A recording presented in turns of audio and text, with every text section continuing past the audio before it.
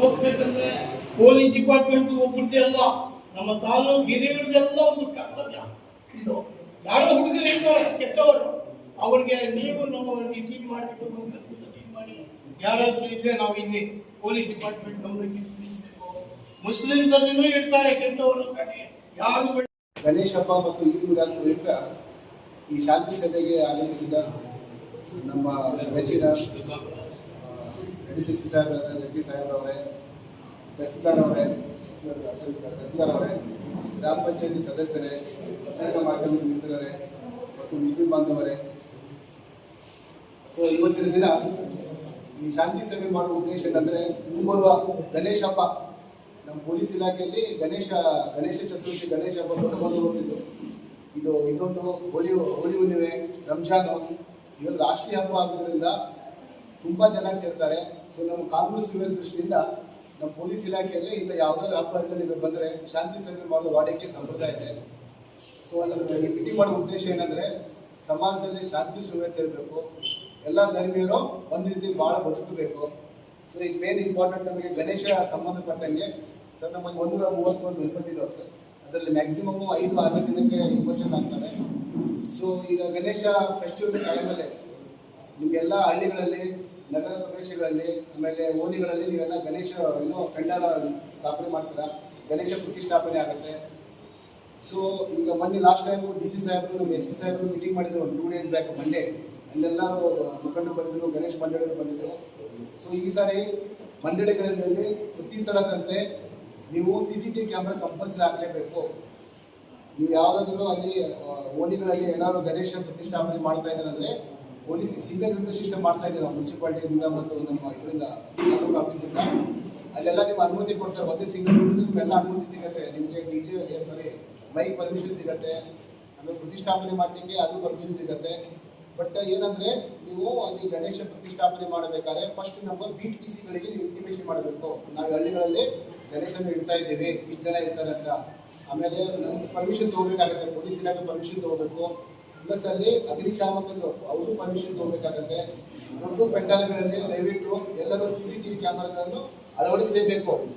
ಯಾಕಂದ್ರೆ ನಾವು ಪೊಲೀಸ್ ಇಲಾಖೆಯಿಂದ ನಾವೆಲ್ಲ ದೊಡ್ಡ ಪೆಂಡಾಲ್ಗಳಲ್ಲಿ, ಆಮೇಲೆ ಗಣಪತಿ ಪ್ರತಿಷ್ಠಾಪನೆ ಆದಲ್ಲಿ ನಾವು ನಮ್ಮ ಸಿಬ್ಬಂದಿ ಹಾಕಿರ್ತೀವಿ. ಬಟ್ ಇಂಪಾರ್ಟೆಂಟ್ ಕೆಲಸ ಏನಂದ್ರೆ, ನಿಮ್ಗೆ ವಾಲಂಟಿಯರ್ಸ್ ಇರಬೇಕು, ನಿಮ್ಮ ಹುಡುಗರು ಇರ್ಬೇಕಂದ್ರೆ ನೈಟ್ ಟೈಮಲ್ಲಿ ಕಾಯಬೇಕು. ಮತ್ತೆ ಕಾಯ್ದ ತಿಳ್ಕೊಂಡ್ಬಿಟ್ಟು ಎಣ್ಣೆ ಕುಡಿದು ಗಲಾಟೆ ಮಾಡೋದಂತ ಆಗಬಾರ್ದು. ಅದನ್ನೇನಪ್ಪ ಅಂದ್ರೆ, ನಾ ಈ ಸಂದರ್ಭದಲ್ಲಿ ಏನ್ ಹೇಳ್ಬೇಕಂತ ಅಂದ್ರೆ, every public is A police officer in civil dress. ನಾವು ಕಾಕಿ ಬಟ್ಟೆ ಹಾಕೋದು ನಾವು ಅಷ್ಟೇ ಪೊಲೀಸ್ ಅಧಿಕಾರಿಗಳಲ್ಲ, ಇವೆಲ್ಲರೂ ಪೊಲೀಸ್ ಅಧಿಕಾರಿಗಳು. ಯಾಕಂದ್ರೆ ಸಮಾಜದಲ್ಲಿ ಶಾಂತಿ ಸುವ್ಯವಸ್ಥೆ ಆಗ್ಬೇಕಾದ್ರೆ ಪೊಲೀಸ್ ಇಲಾಖೆ ಎಷ್ಟು ಕರ್ತವ್ಯ ಇರುತ್ತಲ್ಲ, ಇಂದು ಅಷ್ಟೇ ಜವಾಬ್ದಾರಿ ಇರುತ್ತೆ. ಸೊ ಈ ಮುಂಬರುವ ನಮ್ಮ ಗಣೇಶ ಹಬ್ಬ ಶಾಂತಿಯಿಂದ ಆಗ್ಬೇಕಾಗತ್ತೆ. ಬಟ್ ಇಂಪಾರ್ಟೆಂಟ್ ಅಂದ್ರೆ ಈ ಈದ್ ಮಿಲಾದ್ ಬರ್ತಾ ಇದೆ, ಸೆಪ್ಟೆಂಬರ್ 5ನೇ ತಾರೀಕಿಗೆ.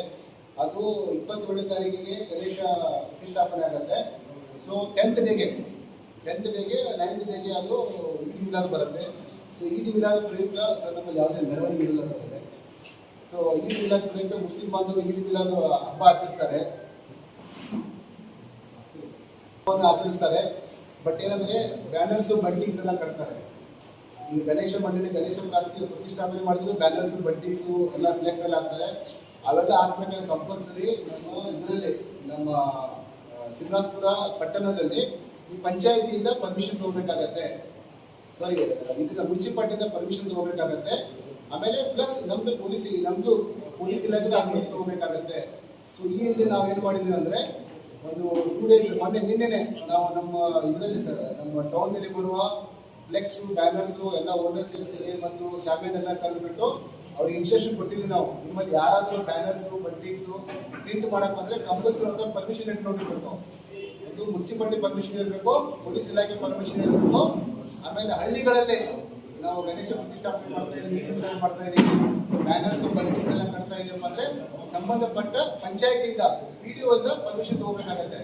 ಸೊ ಒಂದು ವೇಳೆ ವಿದೌಟ್ ಪರ್ಮಿಷನ್ ಯಾವುದೇ ರೀತಿಯ ಬಿಸ್ನೆಸ್ ಚೆನ್ನಾಗಾಗತ್ತೆ ಅಂತ ತಿಳ್ಕೊಂಡು ಆ ಬ್ಯಾನರ್ಸ್ ಬಂಟಿಂಗ್ಸ್ ಮಾಡಿ ಯಾವುದೇ ಸಮಸ್ಯೆ ಆಗಲ್ಲಪ್ಪ ಅಂದ್ರೆ ನಿಮ್ಮ ಮೇಲೆ ನಾವು ಕ್ರಮ ತಗೋಬೇಕಾದ್ರೆ ಮುನ್ನೆಚ್ಚರಿಕೆ ನಾವು ಎಚ್ಚರಿಕೆ ಕೊಟ್ಟಿದ್ದೀವಿ. ನಿನ್ನೆ ಅವ್ರಿಗೆ ಅವರು ಒಪ್ಕೊಂಡಿದ್ದಾರೆ ಸರ್. ಇನ್ಮೇಲೆ ಸರ್ ಯಾವುದೇ ಅಪಾಯಿಂಟ್ಮೆಂಟ್ ಬಂದ್ರು, ಈಗ ಗಣೇಶ ಬರ್ತಾ ಇದೆ, ಈದ್ ಮಿಲಾದ್ ಬರ್ತಾ ಇದೆ, ಮುಂದೆ ಯಾವುದೇ ಬಂದ್ರೆ ಕಂಪಲ್ಸರಿ ನಿಮ್ಮಲ್ಲಿ ಯಾರು ಪ್ರಿಂಟಿಂಗ್ ಬಂದ್ರೆ, ಯಾವುದೇ ಬ್ಯಾನರ್ ಪ್ರಿಂಟಿಂಗ್ ಮಾಡೋದಾಗ್ಲಿ, ಬಂಟಿಂಗ್ಸ್ ಬರಲಿ, ಅನುಮತಿ ಲೆಟರ್ ಇರಬೇಕು.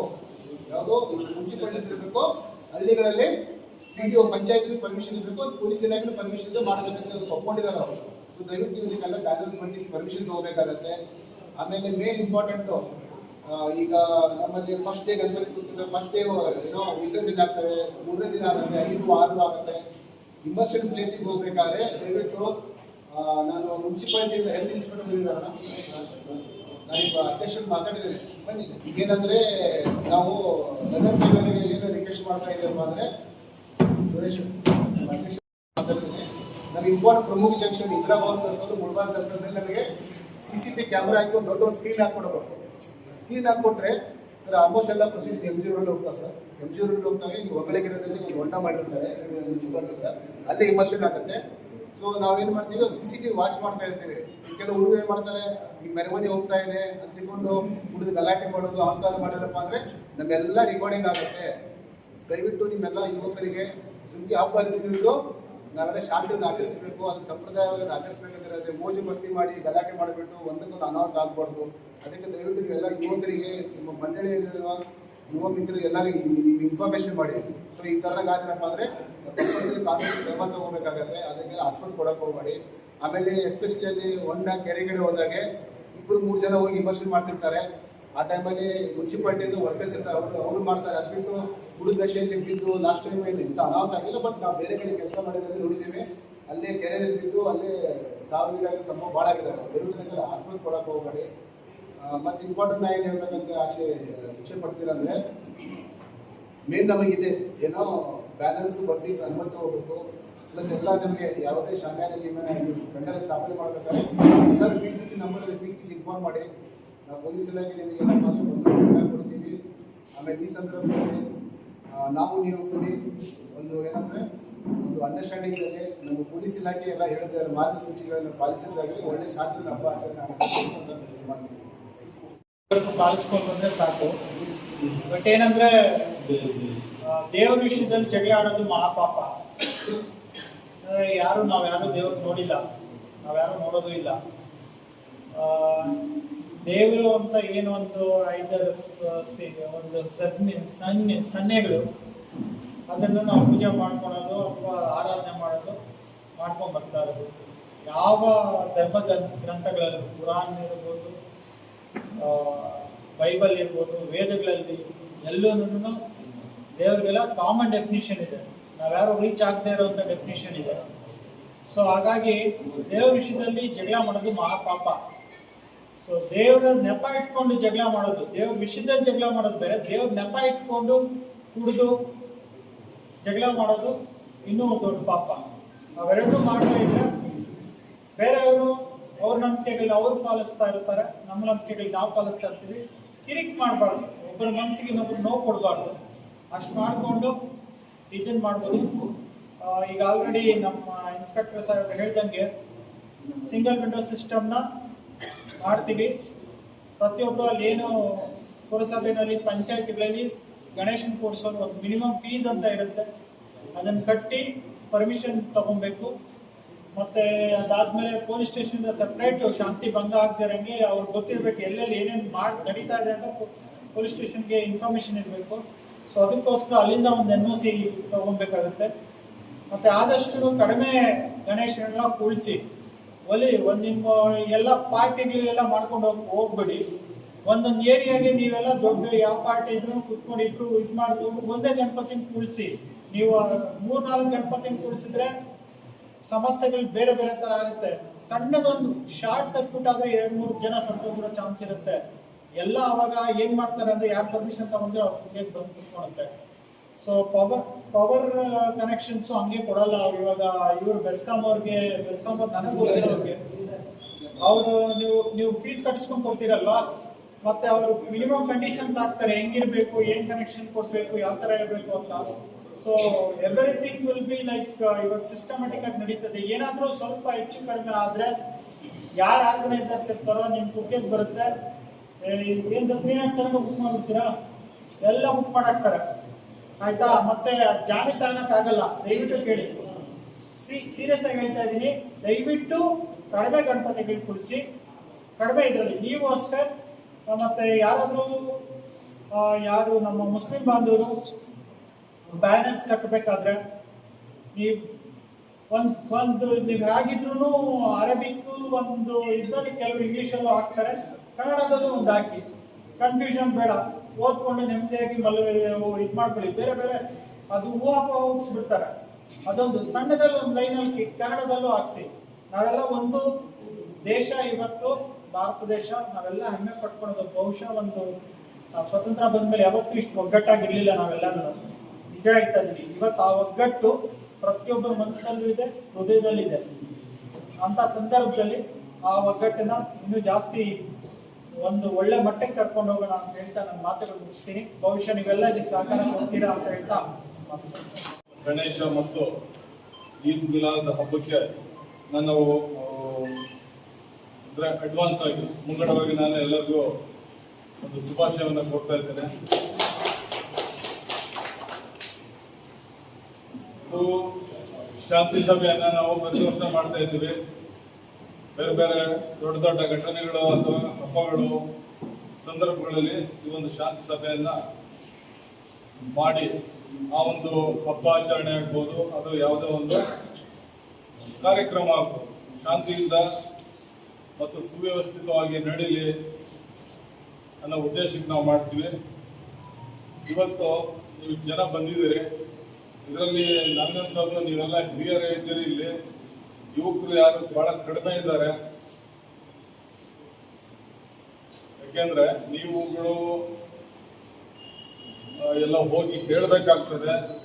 ನೀವು ಯಾವ ಪ್ರದೇಶದಿಂದ ಬಂದಿದ್ದೀರಿ, ಯಾವ ಹಳ್ಳಿಯಿಂದ ಬಂದಿದ್ದೀರಿ, ಅಥವಾ ನಗರ ಪ್ರದೇಶದಲ್ಲಿ ಬಂದಿದ್ದೀರಿ, ಟೌನಲ್ಲಿ ಬಂದಿದ್ದೀರಿ, ಆ ಪ್ರದೇಶದಲ್ಲಿ ಯಾರು ಗಣೇಶನನ್ನ ಕೂರಿಸ್ತಾರೆ, ಆನಂತರ ಅದನ್ನ ವಿಸರ್ಜನೆ ಮಾಡುವವರಿಗೆ ಪ್ರತಿಯೊಂದು ಜವಾಬ್ದಾರಿಗಳನ್ನ ತಗೋಬೇಕಾಗ್ತದೆ. ಈ ಗಣೇಶನ ಬಗ್ಗೆ ಮಾತಾಡೋದಾಗೆ, ಗಣೇಶನ ಹಬ್ಬದ ಬಗ್ಗೆ ಮಾತಾಡೋದಾದ್ರೆ ನಮಗೆ ಮಾಹಿತಿ ಇರುವಂತದ್ದು 1893ರಲ್ಲಿ ಮಹಾರಾಷ್ಟ್ರದಲ್ಲಿ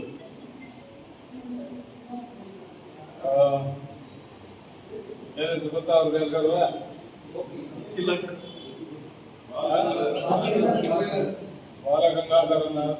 ಬಾಲಗಂಗಾಧರ ತಿಲಕ್ ಅವರು ಈ ಒಂದು ಹಬ್ಬವನ್ನ ಒಂದು ಉದ್ದೇಶ ಇಟ್ಕೊಂಡು ಪ್ರಾರಂಭ ಮಾಡ್ತಾರೆ, ಸಾರ್ವಜನಿಕವಾಗಿ. ಅದಕ್ಕಿಂತ ಮೊದಲು ಇದ್ದಿಲ್ಲ ಅಂತ ನನ್ಗೆ ಗೊತ್ತಿಲ್ಲ. ಆ ಕಾಲದಿಂದ ಇರ್ಬೋದು, ಗಣೇಶ ಹಬ್ಬದ ಆಚರಣೆ ಪುರಾತನ ಕಾಲದಿಂದ ಇರ್ಬೋದು. ಆದ್ರೆ ಸಾರ್ವಜನಿಕವಾಗಿ ಅವರು ಗಣೇಶ ಹಬ್ಬವನ್ನ ಮಾಡ್ಲಿಕ್ಕೆ ಪ್ರೋತ್ಸಾಹಿಸ್ತಾರೆ. ಉದ್ದೇಶ, ಆಗಿನ ಭಾರತ ದೇಶಕ್ಕೆ ಸ್ವತಂತ್ರ ಬಂದಿರೋದಿಲ್ಲ. ಸ್ವತಂತ್ರಕ್ಕಾಗಿ ಹೋರಾಟ ಮಾಡಲಿಕ್ಕೆ ಎಲ್ಲರನ್ನ, ಅಂದ್ರೆ ಭಾರತ ದೇಶದ ಎಲ್ಲಾ ಜನಾಂಗದವರನ್ನ, ಎಲ್ಲಾ ತರದ ವ್ಯಕ್ತಿಗಳನ್ನು ಒಗ್ಗೂಡಿಸಿ ಅಲ್ಲಿ ಸಭೆ ಸಮಾರಂಭಗಳನ್ನ ಮಾಡೋದ್ರ ಮುಖಾಂತರ ಸ್ವತಂತ್ರದ ಕಿಚ್ಚನ್ನ ಹಚ್ಚುವಂತ ಒಂದು ವಿಚಾರಕ್ಕೆ ಸಂಬಂಧಪಟ್ಟಂತೆ ಅದೊಂದು ವೇದಿಕೆ ಆಗಲಿ ಅನ್ನೋ ಉದ್ದೇಶಕ್ಕೆ ಗಣೇಶನ ಹಬ್ಬವನ್ನ ಸಾರ್ವತ್ರಿಕವಾಗಿ ಪ್ರಾರಂಭ ಮಾಡಲಿಕ್ಕೆ ಅವರು ಘೋಷಿಸ್ತಾರೆ. ಅಲ್ಲಿ ಮಹಾರಾಷ್ಟ್ರದಲ್ಲಿ ಪ್ರಾರಂಭ ಆಗ್ತದೆ. ನಮ್ಗೆ ತಿಳಿದ ಹಾಗೆ ಅತಿ ಹೆಚ್ಚಿನ ಹೋರಾಟಗಾರರು ಅಥವಾ ಹೋರಾಟಗಳು, ರಾಷ್ಟ್ರೀಯ ಹೋರಾಟಗಳು, ಸ್ವತಂತ್ರಕ್ಕೆ ಸಂಬಂಧಪಟ್ಟಂತ ಹೋರಾಟಗಳು ಮಹಾರಾಷ್ಟ್ರದಲ್ಲಿ ಅತಿ ಹೆಚ್ಚು. ಅಂದ್ರೆ ಪ್ಯಾಟ್ರಿಯಾಟಿಸಮ್ ಬಹಳ ಹೆಚ್ಚಿರುವಂತ ಒಂದು ರಾಜ್ಯ ಅದು. ಅಂತ ಪ್ರದೇಶದಲ್ಲಿ ಇದು ಸ್ಟಾರ್ಟ್ ಆಗ್ತದೆ. ಆನಂತರ ದೇಶದಾದ್ಯಂತ ಇದು ಹರಡಿದೆ. ಇದು ಉದ್ದೇಶ. ಇಲ್ಲಿ ಇದು ಮುಸ್ಲಿಮ್ಸ್ಗೆ, ಹಿಂದೂಗಳಿಗೆ, ಕ್ರಿಶ್ಚಿಯನ್ರಿಗೆ ಅಂತ ಅಲ್ಲ. ಇದೊಂದು ವೇದಿಕೆ ಆಗಿದ್ದಾಗ ಎಲ್ಲರಿಗೂ ಸೇರ್ಲಿಕ್ಕೆ ಮುಖಂಡರುಗಳೆಲ್ಲ ಸೇರಿ ಯುವಕರನ್ನ ಒಗ್ಗೂಡಿಸಿ ಆ ಮುಖಾಂತರ ಈ ದೇಶದ ಸ್ವತಂತ್ರವನ್ನ ಪಡೀಲಿಕ್ಕೆ ಮಾಡಿದಂತ ಒಂದು ವಿಚಾರ ಆಗಿರ್ತದೆ. ಅದು ಇವತ್ತು ಈಗ ಬಂದಿದೆ. ಈಗ ನಾನು ಏನ್ ಹೇಳಕ್ ಇಚ್ಛೆ ಪಡ್ತಾ ಇದ್ದೀನಿ ಅಂತಂದ್ರೆ, ನೀವೆಲ್ಲ ಇವತ್ತು ಬಂದಿದ್ದೀರಿ.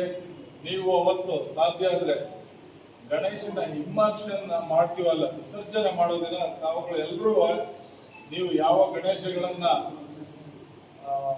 ರೆಪ್ರೆಸೆಂಟ್ ಮಾಡ್ತೀರಿ ಅಥವಾ ಅವುಗಳ ಜೊತೆ ಇರ್ತೀರಿ, ಅವತ್ತು ಇರ್ಬೇಕಂತ ಹೇಳಿ ನನ್ನೊಂದು ಕೋರಿಕೆ ಆಗಿದೆ. ಯಾಕೆ ಅಂತ ಅಂದ್ರೆ, ಗಣೇಶನ್ ತರ್ತಾರೆ, ಕೂರಿಸ್ತಾರೆ, ಪೂಜೆ ಮಾಡ್ತಾರೆ. 1 ದಿನ, 3 ದಿನ, 5 ದಿನ, 7 ದಿನ, 9 ದಿನ, 11 ದಿನ ಇರ್ಬೋದು. ಆ ನಂತರ ನಮ್ಗೆ ಅಲ್ಲಿ ಯಾವಾಗ್ಲೂ ಅಷ್ಟೊಂದು ಅಲ್ಲಿ ತನಕ ಸಮಸ್ಯೆ ಅನ್ಸೋದಿಲ್ಲ. ಯಾವತ್ತು ಇಮೋಷನ್ ಆಗ್ತದೆ, ಇಮರ್ಷನ್ ಆಗೋ ದಿನ ಅದ್ರಲ್ಲೂ ಪೂಜೆ ಮಾಡಿ ಗಣೇಶನ ಒಂದು ವಾಹನಕ್ಕೆ ಕೂರ್ಸೋ ತನಕನೂ ಏನಾಗೋದಿಲ್ಲ, ಅಲ್ಲಿಂದ ಮುಂದಕ್ಕೆ ಬರುವಾಗಲೂ ಏನಾಗೋದಿಲ್ಲ. ಸಂಜೆ ಆದ ನಂತರ ಆನಂತರ ತಡ ಆದ ಹಾಗೆ ಒಳ್ಳೆಯವರೆಲ್ಲ ವಾಪಸ್ಸು ಮನೆ ಕಡೆ ಹೋಗ್ತಾರೆ, ಅಲ್ಲಿರೋರೇ ಬೇರೆ ಇರ್ತಾರೆ. ಅವ್ರು ಏನಂತ ಅಂದ್ರೆ ಅವ್ರಿಗೆ ಆ ಸಮಯಕ್ಕೆ ಎಲ್ಲರೂ ಅಂತ ಅಲ್ಲ, ಕೆಲವರು ಅದ್ರಲ್ಲಿ ಒಳ್ಳೆಯವರು ಇರ್ತಾರೆ, ಅಲ್ಲ ಕೆಟ್ಟವರು ಅನ್ನೋದಕ್ಕಿಂತ ಕುಡ್ದಿರೋರು ಇರ್ತಾರೆ. ಬಹಳಷ್ಟು ಜನ ಮದ್ಯಪಾನ ಮಾಡಿರ್ತಾರೆ. ಅವ್ರಿಗೆ ನಾವು ಏನ್ ಹೇಳ್ತಾ ಇದ್ದೀವಿ, ಯಾಕೆ ಹೇಳ್ತಾ ಇದ್ದೀವಿ, ಅದ್ರ ಅಗತ್ಯ ಏನು ಅನ್ನೋದು ಅರ್ಥ ಆಗೋದಿಲ್ಲ. ಅದರಿಂದ ನೀವುಗಳು ಹಿರಿಯರು ಯಾರಿದ್ದೀರಿ, ನೀವು ನಿರ್ಧರಿಸಬೇಕು ವಿಸರ್ಜನೆ ಮಾರ್ಗ ಯಾವುದು, ಎಷ್ಟೊತ್ತಿಗೆ ವಿಸರ್ಜನೆಯನ್ನ ಮುಕ್ತಾಯ ಮಾಡಬೇಕು ಅನ್ನೋದು ಬಹಳ ಇಂಪಾರ್ಟೆಂಟ್ ಆಗ್ತದೆ. ಈಗ ಇಲ್ಲಿ ತನಕ ಈ ತಾಲೂಕಲ್ಲಿ ಏನು ಸಮಸ್ಯೆ ಆಗಿಲ್ದಾನೆ ಇರಬಹುದು, ಆದ್ರೆ ಇದು ಗಣೇಶನ ಹಬ್ಬ ಸಾರ್ವತ್ರಿಕವಾಗಿ ಎಲ್ಲಾ ಕಡೆ ಮಾಡೋದ್ರಿಂದ ಬೇರೆ ಬೇರೆ ಕಡೆ ಬೇರೆ ಬೇರೆ ಕಾರಣಗಳಿಗೋಸ್ಕರ ಸಮಸ್ಯೆಗಳಾಗಿದ್ದಾವೆ. ಆ ಬೇರೆ ಬೇರೆ ಸಮಸ್ಯೆಗಳು ಆಗಿರೋದ್ರಿಂದ ಎಲ್ಲರಿಗೂ ಸಹ ಅನ್ವಯ ಆಗುವಂತ ಕೆಲವು ನಿಬಂಧನೆಗಳನ್ನ ರಾಜ್ಯ ಸರ್ಕಾರ ಮಾಡಿದೆ. ಅದ್ರ ಜೊತೆಗೆ ನಮ್ಮ ಹಿರಿಯ ಅಧಿಕಾರಿಗಳು ಸಹ ಅನೇಕ ಸುತ್ತೋಲೆಗಳನ್ನು ನೀಡಿದ್ದಾರೆ. ಅದರಲ್ಲಿ ಪ್ರಮುಖವಾಗಿ ಏನಂತ ಅಂದ್ರೆ, ಈಗ ಆಲ್ರೆಡಿ ಹೇಳ್ಬಿಟ್ಟಿದ್ದಾರೆ, ನಾನು ಅದ್ರ ಯಾಕೆ ಹೇಳ್ತೀನಿ ಅಂತ ಅಂದ್ರೆ ಸಣ್ಣ ಸಣ್ಣದ ಒಂದು ಎಕ್ಸಾಂಪಲ್ ಕೊಡ್ತಾ ಹೋಗ್ತೀನಿ. ಏಕೆಂದ್ರೆ ಕಳೆದ ನಾನು 30 ವರ್ಷಗಳಲ್ಲಿ ನೋಡಿರುವಂತ ವಿಚಾರಗಳಲ್ಲಿ ಗಣೇಶನ್ನ ಅನುಮತಿ ತಗೊಳ್ಳೋದಿಲ್ಲ, ಗಣೇಶನ್ ತಗೊಂಡ್ ಬರ್ತಾ ಇರ್ತಾರೆ, ಚಿಕ್ಕ ಚಿಕ್ಕ ಮಕ್ಳು ಇರ್ತವೆ, ಖುಷಿಯಾಗಿ ತಗೊಂಡ್ ಬರ್ತಾ ಇರ್ತಾರೆ, ಗಾಡಿಲಿ ಸಣ್ಣ ತಳ್ಳ ಗಾಡಿಲಿ ಮತ್ತೊಂದ್ರಲ್ಲಿ ಆಕ್ಸಿಡೆಂಟ್ ಆಗ್ತದೆ. ಗಣೇಶನ್ ಸಹಿತವಾಗಿ ಸಾವುಗಳಾಗಿರೋದು ತರುವಾಗಲೇನೆ ಹೇಳ್ತಾ ಇದ್ದೀನಿ ನಾನು, ತರೋ ದಾರಿಯಲ್ಲಿ ಆಗಿರುವಂತ ಘಟನೆ. ಅದಕ್ಕೆ ಸಣ್ಣ ಸಣ್ಣ ಮಕ್ಕಳಿಗೆ ಅದು ಗೊತ್ತಾಗೋದಿಲ್ಲ. ಆ ನಂತರ ಅದರಿಂದ ಏನಾಗ್ತದೆ, ಲಾಸ್ಟ್ಗೆ ಅಲ್ಲಿ ಪ್ರಾಣ ಹಾನಿ ಆಗ್ತದೆ. ಯಾವ್ದೋ ಒಂದ್ ಮನೆ ಮಗು ಸತ್ರೆ ಬೇರೆಗೆಲ್ಲ ಏನೋ ಅಯ್ಯೋ ಅನ್ಬೋದು ಅಷ್ಟೇ, ಆದ್ರೆ ಆ ಕುಟುಂಬಕ್ಕೆ ಜೀವನ ಪೂರ್ತಿ ಅದು ಆ ನೋವು ಇರ್ತದೆ. ಆದ್ರೆ ಇಂಥವನ್ನ ತಡೆಗಟ್ಟಬೇಕು. ಅದಕ್ಕೆ ಜವಾಬ್ದಾರಿ ಇರುವಂತವ್ರು ಗಣೇಶನನ್ನ ಕರಬೇಕು. ಮಣ್ಣಲ್ಲಿ ಮಾಡಿರುವಂತದ್ದಾಗ್ಬೇಕು ಅಥವಾ ನೀರಲ್ಲಿ ಕರಗೋಗ್ಬೇಕು. ವಿಷವನ್ನ ಹೊಂದಿರುವಂತದ್ದಾಗ್ಬಾರ್ದು. ಅದರಿಂದ ಯಾಕಂದ್ರೆ ನೀರು ಈಗ ಮುನ್ಸಿಪಾಲಿಟಿ ಅವರೇನೋ ಇತ್ತೀಚೆಗೆ ಅಥವಾ ಎಲ್ಲರೂ ಯೋಚನೆ ಮಾಡಿ ಈಗ ಮಾಡೋಣ ಅಂತ ಹೇಳಿ ಮಾಡ್ತಾ ಇದ್ರೆ ಬಹಳಷ್ಟು ಕಡೆ ಹಳ್ಳಿಗಳಲ್ಲಿ ಅಲ್ಲಿ ಬೇರೆ ಸಪರೇಟ್ ಸಿಸ್ಟಮ್ ಇಲ್ಲ. ತಗೊಂಡೋಗಿ ಹಳ್ಳಕ್ಕೋ ಕೊಳ್ಳಕ್ಕೋ ಕೆರೆಗೋ ಎಲ್ಲ ಒಂದ್ ಕಡೆ ಹಾಕ್ಬಿಡ್ತಾರೆ. ಅದರಲ್ಲಿ ಏನಾಗ್ತದೆ, ಬಣ್ಣ ಕಲರ್ ಚೆನ್ನಾಗಿ ಕಾಣಲಿ ಅಂತ ಬೇರೆ ಬೇರೆ ಕಲರ್ಗಳನ್ನ ಹಾಕಿರ್ತಾರೆ. ಅದು ಆ ಒಂದು ಪ್ರದೇಶದಲ್ಲಿರುವಂತ ಜಲಚರಗಳಿಗೆ ಪ್ರಾಣಕ್ಕೆ ಕಂಟಕ ಆಗ್ತದೆ. ಅದರಿಂದ ಮಣ್ಣಿಂದ ಮಾಡಿ ಅಂತ ಗಣಪತಿ ಬೇಗ ಕರಗುವಂಥದ್ದು, ಕಲರ್ ಇಲ್ದಾನೆ ಇರುವಂಥದ್ದು, ಅದನ್ನು ಮಾಡೋದು ಒಳ್ಳೇದು. ಆನಂತರ ತಂದು ಒಂದ್ ಕಡೆ ಇಡ್ತಾರೆ. ಒಂದ್ಸರಿ ಏನಾಗ್ತದೆ, ಈ ಗಣೇಶನಲ್ಲಿ ಇಡ್ತಾರೆ, ಇಷ್ಟು ಗಂಧದ ಕಡೆ ಹಚ್ಬಿಟ್ಟು ಇಟ್ಟು ಹೋಗ್ತಾರೆ. ಜೋರ ಗಾಳಿ ಬಿಸಿದ್ರೆ ಗಂಧದ ಕಡೆ ಹಚ್ಕೋತದೆ. ಹತ್ಕೊಂಡೋದಾಗ ಅಕ್ಕಪಕ್ಕ ಇರೋಂಥ ವಸ್ತುಗಳು ಹತ್ಕೊಂಡು ಉರ್ದೋಗ್ತವೆ, ಇಲ್ಲ ದೀಪ ಬಿದ್ದೋಗ್ತದೆ. ಕೆಲವು ಸಂದರ್ಭದಲ್ಲಿ ಅಲ್ಲಿ ಏನಂದ್ರೆ ಗಣೇಶನ ಮುಂದೆ ಇಟ್ಟಿರೋಂಥ ಆಹಾರ ಪದಾರ್ಥಗಳು ಇರ್ತಾವಲ್ವಾ, ಪ್ರಸಾದ ಇಟ್ಟಿರ್ತಾರೆ. ನಾಯಿಗಳು ಅವು ಇವು ಯಾರು ಇಲ್ಲ ಅಂತ ಬಂದು ಒಂದು ತಿನ್ನಕ್ಕೆ ಅದಕ್ಕೆ ಬಿಡಿಸ್ತವೆ. ಆ ನಂತರ ಎಷ್ಟೋ ಸಂದರ್ಭದಲ್ಲಿ ಎಮ್ಮೆ ದನಗಳು ಹೋದಾಗ ಅವುಗಳು ಸಹ ಗಣೇಶನ ಹತ್ರದಲ್ಲಿ ಸಾಕಷ್ಟು ಸರಿ ಮುರಿದೋಗಿ ಅಥವಾ ಮುದ್ದಾಡ್ಕೊಂಡು ಡ್ಯಾಮೇಜ್ ಆಗಿದ್ದಾವೆ. ಯಾವನು ಕುಡ್ಕ ಬಂದು ಡ್ಯಾಮೇಜ್ ಮಾಡ್ತಾರೆ. ಅದಕ್ಕೆ ಇವೆಲ್ಲ ಯಾಕೆ ಹೇಳ್ತಾ ಇದ್ದೀವಿ ಅಂದ್ರೆ, CC ಕ್ಯಾಮ್ರಾ ಯಾಕೆ ಹಾಕ್ಬೇಕಂದ್ರೆ ಆನಂತರ ಏನಾಗ್ತದೆ, ಅಲ್ಲಿ ಅಕ್ಕಪಕ್ಕದಲ್ಲಿ ಇದ್ದವ್ರು ಯಾರೋ ಬಂದು ಮಾಡ್ಬಿಟ್ರು, ಅನಾಹುತ ಮಾಡ್ಬಿಟ್ರು ಅಂದ್ರೆ ಜಗಳಗಳು ಸ್ಟಾರ್ಟ್ ಆಗ್ಬಿಡ್ತಾರೆ. ಅದಕ್ಕೆ CC ಕ್ಯಾಮ್ರಾ ಇದ್ರೆ ಏನ್ ನಡೀತಾ ಅಂತ ಗೊತ್ತಾಗ್ತದೆ. ಸಾಧ್ಯವಾದಷ್ಟು CC ಕ್ಯಾಮ್ರಾ ಹಾಕಿ. ಎಷ್ಟೋ ಸಂದರ್ಭದಲ್ಲಿ ನಿಮ್ಗೆ CC ಕ್ಯಾಮ್ರಾ ಹಾಕಕ್ ಆಗ್ತಾನೆ ಇರಬಹುದು, ಆದ್ರೆ ಅಟ್ಲೀಸ್ಟ್ ಈಗೇನಂದ್ರೆ 5-6 ಸಾವಿರ ರೂಪಾಯಿಗೆ CC ಕ್ಯಾಮ್ರಾಗಳು ಸಿಗ್ತವೆ. ಬಹಳ ಜಾಸ್ತಿ ದುಡ್ಡು ಬೇಕಾಗಿಲ್ಲ, 5-6 ಸಾವಿರ ರೂಪಾಯಿಗೆ ಸಿಗ್ತವೆ. ಅವನ್ನ ಹಾಕೊಳ್ಳಿ. ಕನಿಷ್ಠ 2 ಮೊಬೈಲ್ ಇರೋವಂಥವ್ರು ಆ ಒಂದು ಏನು ಗಣೇಶನನ್ನ ಪ್ರತಿಷ್ಠಾಪನೆ ಮಾಡಿರ್ತಾರಲ್ಲ ಅಲ್ಲಿ ಇರ್ಬೇಕಾಗ್ತದೆ. ಅದು ರೊಟೇಷನ್ ಅಲ್ಲಿ ಮಾಡ್ಕೊಳ್ಳಿ.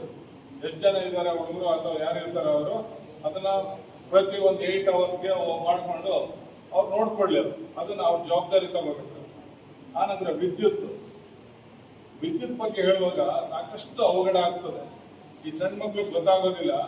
ಅವ್ ಬಂದ್ ಏನ್ ಮಾಡ್ತದೆ, ಖುಷಿಗೆ ಬಣ್ಣದ ಲೈಟ್ ಹಾಕಿರ್ತಾರೆ, ಎಲ್ಲೆಲ್ಲಿ ಮುಟ್ಟ ಏನಾಗ್ತಾರೆ, ಎಲ್ಲ ಜಾಯಿಂಟ್ಗಳಿರ್ತಾವೆ, ಅವ್ರು ಮುಟ್ತಾರೆ. ಆಗ ಅದು ಎಲೆಕ್ಟ್ರಿಕ್ ಶಾಕ್ ಆಗ್ತದೆ. ಆಗ ಆ ಮಗು ಮುಡಿಸ್ಕೊಳಕ್ಕೆ ಉಳಿದವರು ಮುಟ್ತಾರೆ, ಅವ್ರಿಗೂ ಶಾಕ್ ಆಗ್ತದೆ.